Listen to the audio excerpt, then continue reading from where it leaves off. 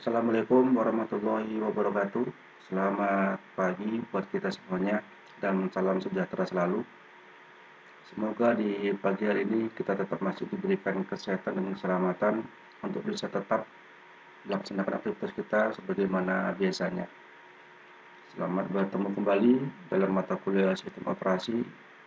Kalau seminggu yang lalu kita tidak bisa bertemu dikarenakan kita melaksanakan ujian tengah semester, dan kita mulai hari ini untuk melanjutkan materi pertemuan, di mana untuk hari ini kita akan membahas mengenai topik manajemen memori, kemudian konsep dasar dan strategi, dilanjutkan dengan pencatatan manajemen memori.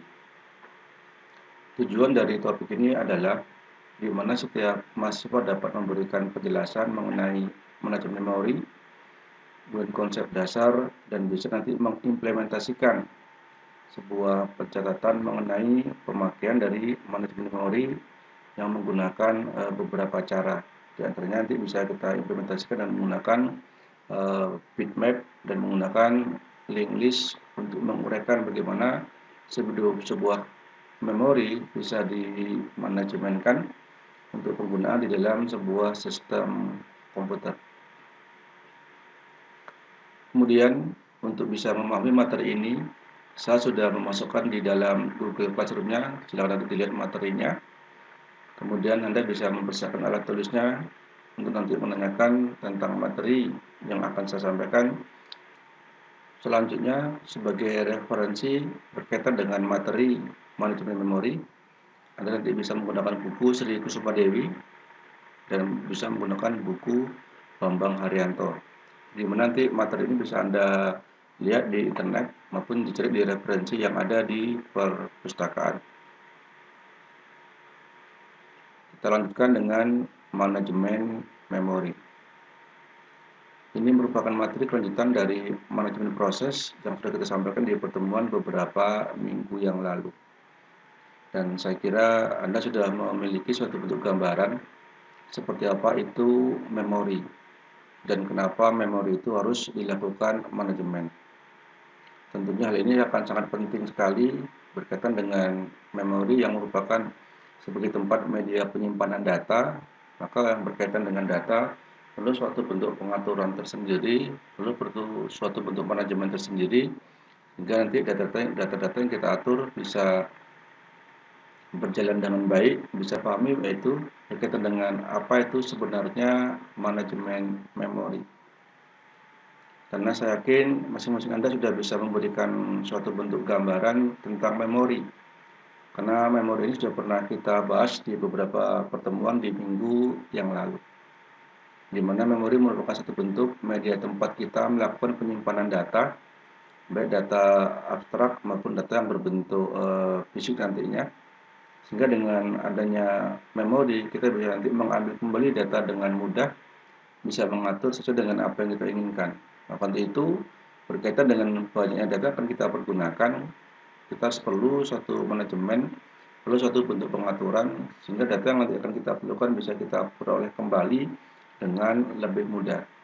Maka salah satu alasan kenapa perlu adanya pembahasan mengenai manajemen memori adalah agar data yang kita simpan bisa kita ambil kembali dengan mudah dan pengaturannya supaya lebih mudah untuk bisa membedakan antara data satu dengan data-data yang lainnya. Maka dalam hal inilah kita perlu memahami lebih jauh tentang bagaimana sebenarnya manajemen memori yang terdapat dalam sebuah sistem komputer yang tentu juga akan dikelola oleh sistem operasi. Pertama yang harus kita pahami adalah berkaitan dengan konsep dasar mengenai manajemen memori itu sendiri. Nah, untuk itu ada beberapa hal yang berkaitan dengan konsep dasar ini. Yang pertama adalah konsep dasar menurut von Neumann. Menurut von Neumann bahwasanya agar proses dapat berjalan dengan efisien, maka data dan program harus tersimpan dalam lokasi yang sama. Nah, artinya kalau sebuah data diletakkan dalam lokasi yang sama, maka apa yang kita perlukan nantinya ini bisa lebih mudah didapatkan. Contohnya di sini adalah bagaimana kita bisa membuat suatu bentuk folder atau direktori tertentu, atau nanti juga bisa dibagi dengan beberapa sub-sub direktori, sehingga kita bisa lebih memahami tentang data kita yang akan kita pergunakan, kita disimpan di mana, di folder apa, atau direktori apa, sehingga kalau tersimpan di tempat yang sama, sudah tentu nanti akan lebih efisien, baik proses yang akan kita lakukan berkaitan dengan penyimpanan datanya, pengambilan datanya, maupun untuk melakukan penghapusan terhadap data-data tersebut. Maka ini adalah gambar dari konsep von Neumann berkaitan dengan manajemen memori, di mana kita lihat di sini ada central processing unit, ada memori utama, dan ada memori sekunder.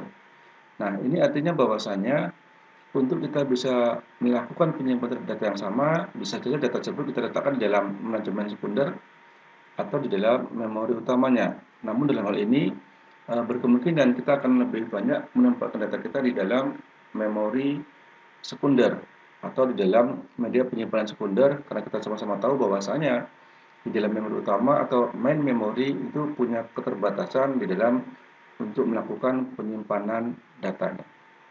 Yang kedua ada konsep binding, ya.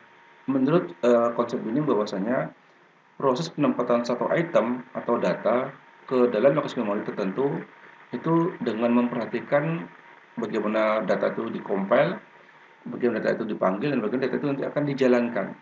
Nah, maka berdasarkan konsep binding ini, untuk manajemen memori itu diperhatikan berdasarkan di saat kita mengcompile atau melakukan satu bentuk penerjemahan ke dalam satu bentuk bahasa pemrograman yang bisa dimengerti oleh sistem komputer, kemudian juga berdasarkan waktu kita pemanggilannya dan eksekusi di mana data tersebut bisa dikompil. Nah, artinya di sini sebuah data akan menempati lokasi tertentu berdasarkan kapan dia dikompil, kemudian di mana kita harus memanggilnya, dan di mana kita harus bisa mengeksekusi atau melaksanakan proses dari kegiatan yang akan kita lakukan.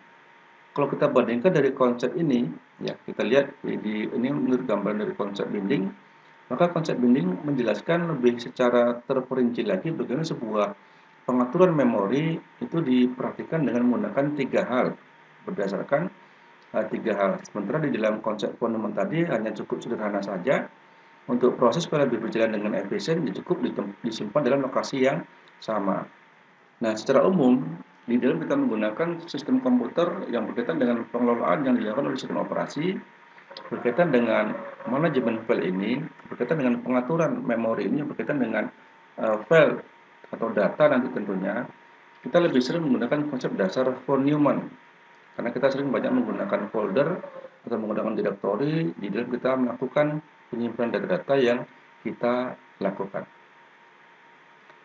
Kemudian kita juga harus tahu tentang fungsi dari manajemen memori. Di antaranya adalah fungsinya mengelola dan meningkatkan informasi atau utilitas CPU dengan maksimal. Nah, tentu dengan adanya pengatur memori yang bagus, pengatur memori yang baik, maka ini sudah tentu akan meningkatkan di dalam pengelolaan dan informasi yang akan kita peroleh berkaitan dengan data-data yang kita perlukan. Kemudian, data dan instruksi dapat diakses dengan cepat oleh CPU karena adanya pengalokasian proses. Sehingga kalau dalam folder yang sama atau dalam tempat yang sama, tentu ini akan meningkatkan daya akses kita sehingga bisa lebih cepat untuk dapat memperoleh data-data yang kita inginkan. Kemudian juga akan mempercepat dari transfer data ke memori utama atau ke CPU dengan efisien. Karena dengan menggunakan folder tertentu, dengan menggunakan direktori tertentu, kita bisa melakukan suatu bentuk transfer data atau pemindahan data dengan cepat, yaitu dengan cara mungkin mengcopy atau mentransfer berdasarkan direktori atau folder yang sudah kita tentukan sebelumnya, tentunya yang berisi tentang data-data yang akan kita pindahkan tersebut. Dan keempat juga akan memudahkan di dalam melakukan bentuk pengelolaan dari swapping antara memori utama ke dalam disk atau media penyimpanan sekunder. Nah, inilah beberapa fungsi memori, dan terakhir tentunya mengefisiensikan pemakaian memori utama yang terbatas. Maka tadi dalam konsep von Neumann tadi ada memori utama, ada memori sekunder. Sehingga dengan adanya memori sekunder ini akan lebih memudahkan karena kita meletakkan di dalam data itu dengan lokasi yang sama. Misalnya di memori sekunder dengan membuat folder-folder atau membuat tempat-tempat penyimpanan yang sudah kita tentukan sebelumnya. Selanjutnya ada juga yang harus kita pahami berkaitan dengan persyaratan untuk pengelolaan memori. Pertama ada relokasi, yang merupakan di sini prosesor dan sistem operasi harus dapat mentranslasikan memori referensi ke dalam fisik yang mengalokasikan program ke memori utama. Artinya di sini adalah satu bentuk penyediaan tempat yang memang harus bisa nanti kita persiapkan sebelum kita nanti melakukan satu bentuk penyimpanan datanya, sehingga dapat mentranslasikan memori, artinya membuat memori ke dalam fisik yang nanti akan kita tentukan, sehingga adanya satu bentuk space atau free di dalam memori itu sendiri yang memang harus kita kosongkan untuk nanti kita bisa diisi dengan data yang ingin kita simpan di dalam memori tersebut. Proteksi, yaitu dimana kita juga harus memproteksi tentang data-data yang kita inginkan, maka hal ini perlu juga kita membuat, karena beberapa data yang kita anggap penting itu tidak boleh diketahui oleh orang lain, jadi kita juga perlu melakukan proteksi terhadap data-data kita. Kemudian juga sharing, dimana kita juga bisa melakukan satu bentuk pemindahan data atau men-sharing data dari memori utama ke memori sekunder. Kemudian ada organisasi logika, artinya kita bisa nanti memberikan penjelasan data kita akan disimpan di memori internal atau memori eksternal, akan disimpan di main memori atau akan disimpan di memori sekunder. Maka secara logikanya bahwasanya sebuah data itu akan disimpan dan dia butuh tempat penyimpanan. Maka untuk ini tentu penyimpanannya adalah ada menggunakan main memory atau memori sekunder. Karena di sini juga berkaitan dengan sistem operasi dan hardware yang diusahakan dapat berhubungan dengan user program dalam satu modul. Misalnya tempatnya adalah menggunakan folder atau direktori tertentu. Kemudian secara fisik, ya harus ada pengaturan yang jelas antara memori utama dan memori sekunder pada penjadwalan untuk jangka panjangnya. Artinya di sini juga secara fisik adanya pengaturan apakah data itu akan disimpan di memori atau di memori sekunder. Sehingga nanti dengan demikian adanya kemudahan kita di dalam melakukan akses untuk jangka-jangka waktu tertentu, misalnya adanya backup di dalam memori sekunder jika memang nanti di salah satu memori itu ada mengalami sebuah kerusakan atau data yang mungkin tidak bisa kita pergunakan lagi. Maka dengan secara fisik kita bisa menggunakan memori sekunder sebagai satu bentuk data backup selain yang ada di dalam memori utamanya atau memori internalnya. Kemudian kita juga harus paham mengenai hierarki dari memori, di mana hierarki ini dapat kita gambarkan dengan menggunakan bentuk piramid seperti ini. Jadi di sini ada register, ada cache, ada memori utama, ada memory disk, dan ada magnetic disk. Maka dari gambar memori ini kalau kita perhatikan bahwasannya ada bentuk kerucut yang semakin ke atas. Artinya kalau kita di sini dibaca semakin ke atas, maka proses kecepatannya akan semakin tinggi, namun daya simpannya semakin berkurang. Sementara kalau kita membaca dari atas ke bawah, ya prosesnya semakin melambat, namun daya simpannya akan semakin besar. Maka bisa kita lihat di sini ada magnetic disk dan ada magnetic tape yang merupakan media penyimpanan eksternal dibandingkan dengan memori utama atau cache atau register yang merupakan penyimpanan memori utama atau memori internal.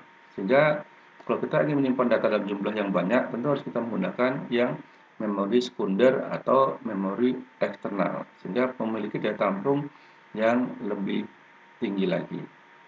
Nah, ini juga disebutkan semakin ke bawah maka biaya per bit semakin rendah, kemudian kapasitas penyimpanan semakin besar, dan waktu akses akan semakin besar juga.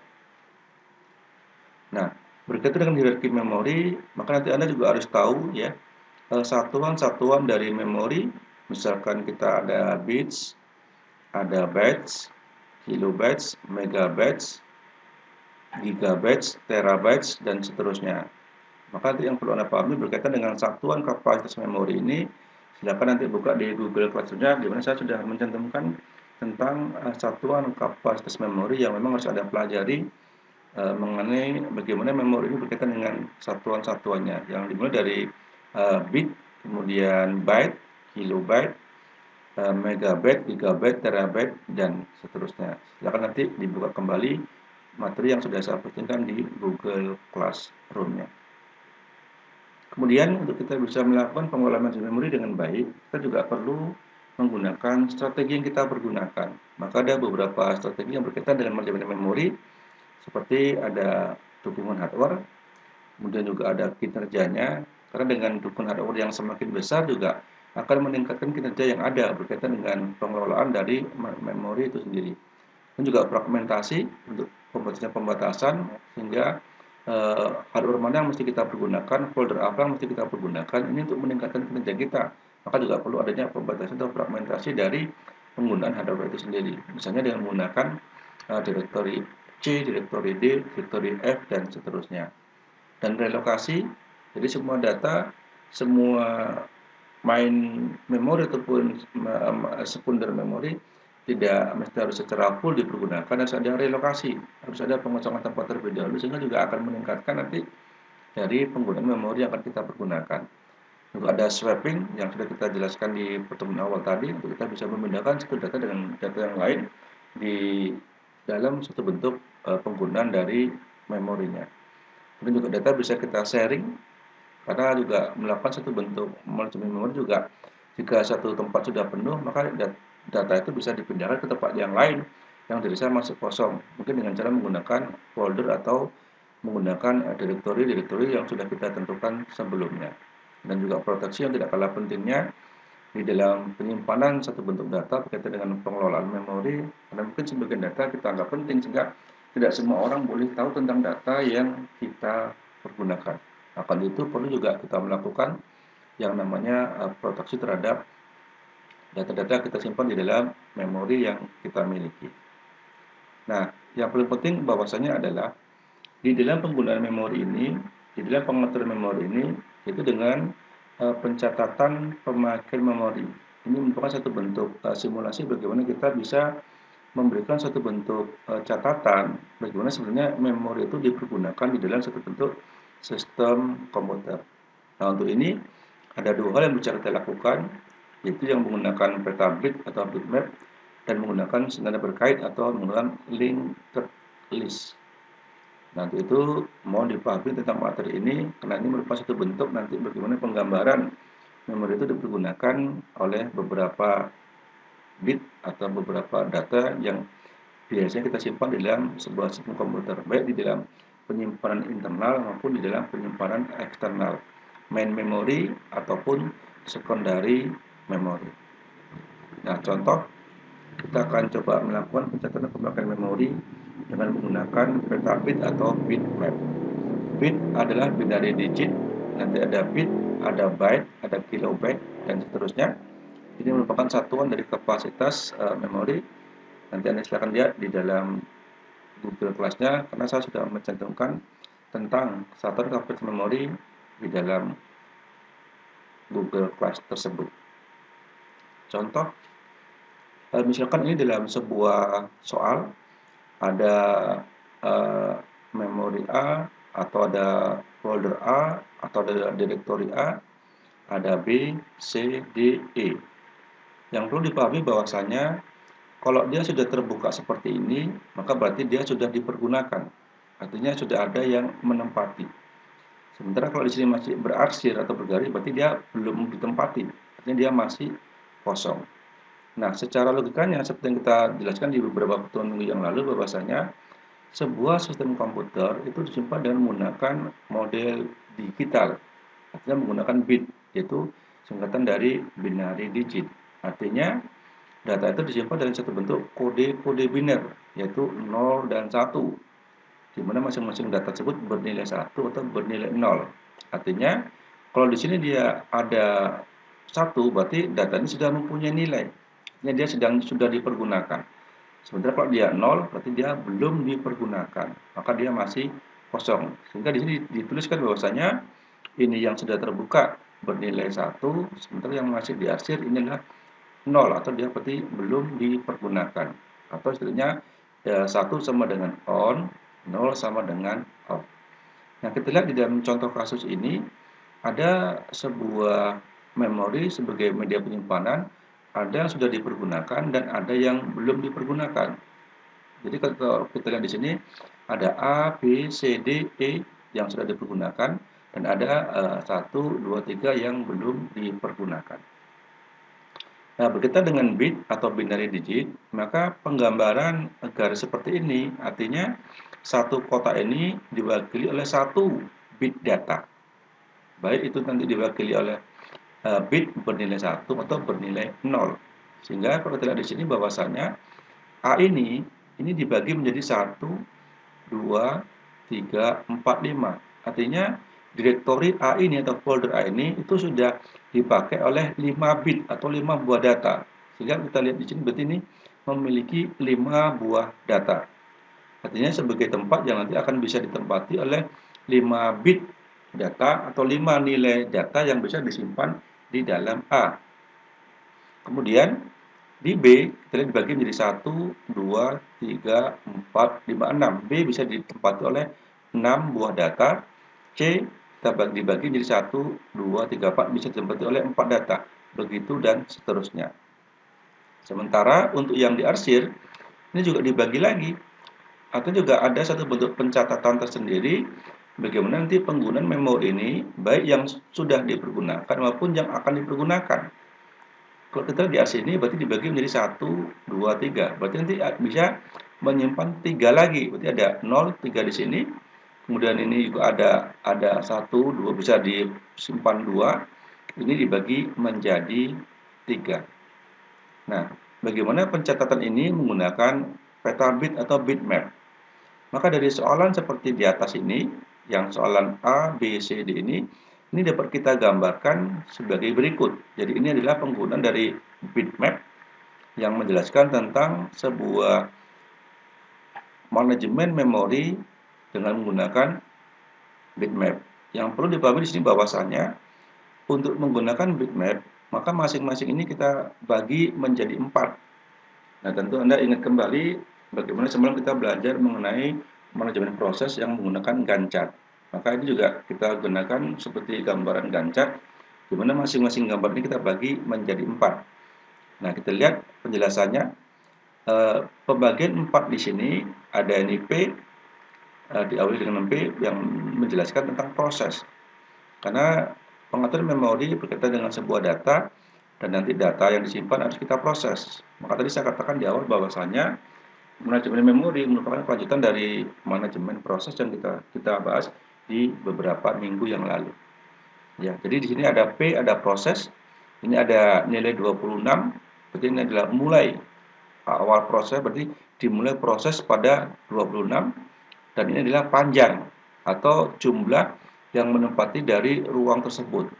Kalau tadi di sini ada 1, 2, 3, 4, 5 berarti yang bisa ditempati di A ini adalah sebanyak 5. Maka ini menjelaskan tentang panjangnya atau jumlah bit yang bisa ditempati di dalam direktori A. Ini panjangnya.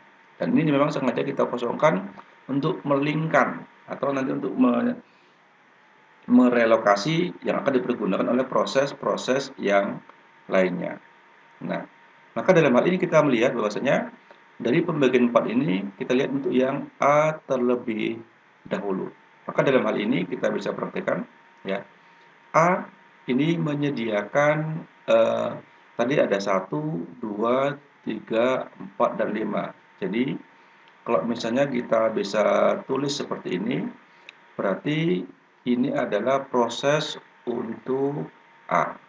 Kita lihat ini proses untuk A, bahwasanya A itu tadi di sini ada P, maka ini diawali dengan proses dan 0 ini Anda harus ingat bahwasanya setiap proses yang kita lakukan itu harus diawali dengan 0. Jadi untuk A ini prosesnya adalah P, proses diawali dengan 0 dan punya panjangnya ada 5. Jadi 5 ini adalah panjang dari perhitungan 1, 2, 3, 4 dan 5. Jadi panjang A ini panjang A ini dari 1, 2, 3, 4, 5 ini dimasukkan di sini. Maka dari 4 kotak ini isinya adalah prosesnya, awal mulai proses, 5 adalah panjang dari A. Dan ini sengaja kita kosongkan. Ya, kita kosongkan. Lalu kita tarik panah, ini juga kita buatkan 4 kotak ini ada H. Ya. H ini simbolnya adalah di sini hole atau lubang. Atau kalau kita lihat dari gambar tadi bahwasanya ini adalah yang merupakan yang kosong. Jadi ini kita simbolkan misalkan dengan sebuah lubang, sebuah memori yang memang belum terisi. Sehingga tadi diarsir belum terisi nilainya adalah 0. Jadi ini ada 1, 2, 3. Berarti ini hole pertama, nanti berarti ini ada nanti hole kedua, dan nanti ini ada hole yang ketiga. Jadi kita ada punya 3 hole di sini yang perlu nanti dipahami. Ini juga merupakan hole dan ini juga merupakan hole karena memang ini satu bentuk memori yang belum dipergunakan dan nanti juga bisa kita pergunakan. Baik. Jadi ini ada A ya. Tadi ini ada A yang dimulai dengan proses P, ya ini P, kemudian awal plus 0, panjangnya 5. Satu H, kenapa di sini H? Ini adalah setelah A, ini setelah A kan ada hole di sini. H, berarti kita tuliskan H di sini 5. 5 ini adalah perpindahan dari proses A tadi. Berarti yang 5 ini kita pindahkan ke berikutnya ini, ke hole-nya, dan hole itu sendiri memiliki nilainya adalah 3. Jadi ingat tadi bahwasanya ini hole dibagi menjadi 3. Berarti ini ada 1 ya, ini ada 2 dan ini ada 3. Jadi punya keterkaitan antara proses yang pertama dilakukan oleh A dengan proses berikutnya. Jadi ini 5 adalah perpindahan dari A tadi, hole ini adalah isi dari 3, sehingga kita tarik garis lagi. Sehingga pada proses yang berikutnya, ya, berarti ini sudah 8. Ini berarti ini kita masuk ke proses yang ke B lagi. Ya. Ini proses untuk yang kita proses yang B. Ya. Jadi ini sudah yang ke B. Kita lihat, ya. 5 dengan 3 ini, jadi sebelum tadi kita ke B, kita jumlahkan dulu antara A dengan hole-nya. Maka tadi di sini kalau di A-nya kalau di sini A-nya di sini ada 5, di sini hole-nya ada 3, maka untuk dia bisa berpindah dari posisi A ke posisi B, kita jumlahkan dulu. Ya, jadi di sini ada 8. 8 ini adalah penjumlahan dari 5 ditambah dengan 3. Jadi ini tetap P, tetap ada P, ini tetap ada P. 5 tambah 3 tentu 8. Sementara 6 ini adalah kepunyaan dari si B. Jadi ini ada 1, 2, 3, 4, 5, 6. Jadi namanya adalah milik ini 6, berarti ini 6 ini adalah kepunyaan dari si B. Nah, maka demikian untuk proses yang selanjutnya, ya. Maka kalau sudah ketemu seperti ini, berarti ini berarti untuk ini sudah dapat B, maka untuk yang berikutnya berarti ini adalah untuk proses C, ya. 14 berarti 8 tambah 6. Berarti sementara 4 ini adalah punyanya si C. Tadi ini C juga sini berarti C dibagi 1, 2, 3, berarti ini 4 adalah punyanya untuk si C. Kemudian di sini ada hole lagi, ada hole karena tadi di samping si C ini adalah ada hole lagi, ya. Sehingga begitu dan seterusnya, maka pada akhirnya ini menghasilkan, ya. Di sini ada E, berarti ini adalah untuk proses dari E. Maka ini proses dari E, di mana E ada 29 merupakan 20 tambah 3, dan ini adalah 3. 3 untuk yang hole dari si E tadi. Maka di sini ada 3, ini mencerminkan 3. Nah, karena ini merupakan akhir dari proses, maka yang kosong itu bukan di pinggir tapi juga berada di setelah 29.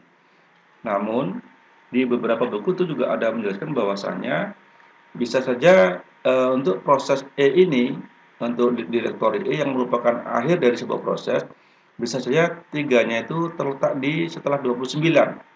Jadi artinya adalah penggambaran untuk poin ini di beberapa referensi buku nantinya bisa juga nanti kalau Anda baca, bisa juga digambarkan sebagai berikut.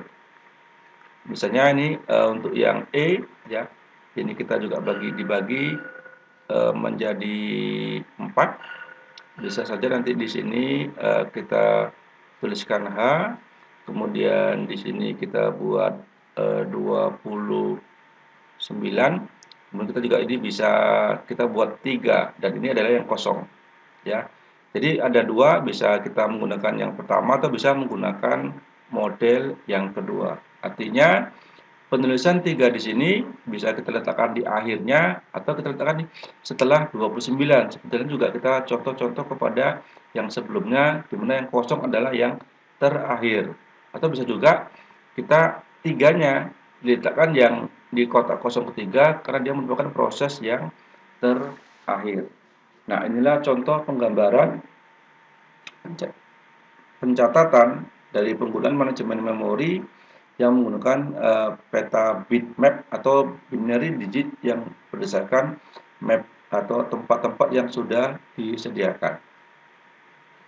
Mohon nanti ini bisa dipelajari bagaimana pemakaian pencatatannya dengan berdasarkan bitmap-nya.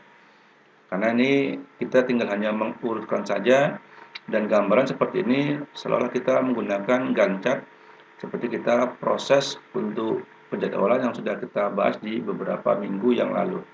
Dan yang perlu Anda pahami adalah berapa bagian dari masing-masing A, B, C tadi dibagi menjadi berapa. Misalkan ini C dibagi menjadi satu, ada misalnya ada dibagi dua, ada dibagi menjadi 3, dan ada dibagi menjadi 4. Artinya masing-masing gambaran yang digambarkan dengan Gantt chart seperti ini itu sudah ditentukan pembagiannya, kita tinggal hanya memasukkan, mencatat saja mana yang awal prosesnya, kemudian memiliki berapa panjangnya, dan mana yang ada hole-nya, dan juga yang berapa panjang dari hole tersebut untuk nanti bisa digabungkan atau bisa ditambahkan dengan pemakaian memori atau folder atau direktori yang berikutnya, ya. Sehingga seperti yang saya sampaikan tadi di awal, kita tinggal hanya mengurutkan saja. Kalau A sudah selesai masuk ke B sudah selesai masuk ke C sudah selesai masuk ke D sudah selesai masuk ke E, begitu dan seterusnya. Saya kira ini yang bisa saya sampaikan berkaitan dengan peta bitmap untuk bagaimana penggunaan dari pencatatan pemakaian dari pengaturan atau manajemen memori. Nah, berikutnya juga ada kita menggunakan senada berkait atau linked list. Nah, penggunaan linked list itu juga sebenarnya hampir sama dengan menggunakan bitmap, cuman perbedaannya kalau di senada berkait dia hanya berbentuk arsir seperti ini. Jadi juga ini diarsir, ini diarsir, ini diarsir, ya. Jadi ini juga merupakan whole-nya, juga merupakan whole.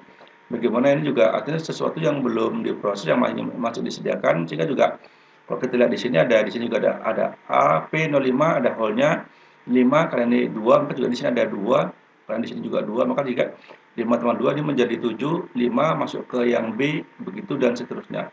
Intinya adalah sama, bagaimana linked list dengan menggunakan peta dari bitmap. Yang membedakan hanya bagaimana bentuk pengarsirannya saja, ya. Nah, tentu nanti dengan contoh senada berkait ini lebih mudah lagi Anda bisa memahaminya. Dan contoh yang lain juga kalau Anda lihat di terakhir, ya. Maka yang saya sampaikan tadi, kalau di linked list itu dia penempatan terakhirnya itu setelah 21. Jadi misalnya ini 18 tambah 3, ini whole, karena di sini adalah whole untuk yang nilai D, maka sini 21 ini adalah 1. Jadi yang kosong tetap yang terakhir. Kalau kita lihat di dalam bitmap, yang kosong itu di tengah, maka bisa katakan bisa saja dia berada di posisi yang terakhir. Jadi ini 3 sebagai penutup di sini, kata di sini adalah whole-nya adalah sebanyak 3. Ini dikosongkan. Sementara di linked list konsep pencatatan pemakaian memorinya adalah 1, ini karena di sini 1 itu diletakkan di setelah 21, sehingga yang kosong menjadi yang terakhir. Nah, ini adalah beberapa penggunaan pencatatan manajemen memori dengan menggunakan bitmap dan menggunakan linked list. Intinya dia juga adalah sama, kita hanya tinggal melihat berapa dari masing-masing kapasitas yang sudah disediakan di dalam masing-masing A, B, C, D ini, dan bagaimana penggunaan dari memori yang belum dipergunakan, dalam artinya yang masih bernilai 0. Jadi kita bisa memahami mana yang sudah bernilai 1 dan mana yang belum bernilai 1, atau mana yang bernilai 1 dan mana yang bernilai 0.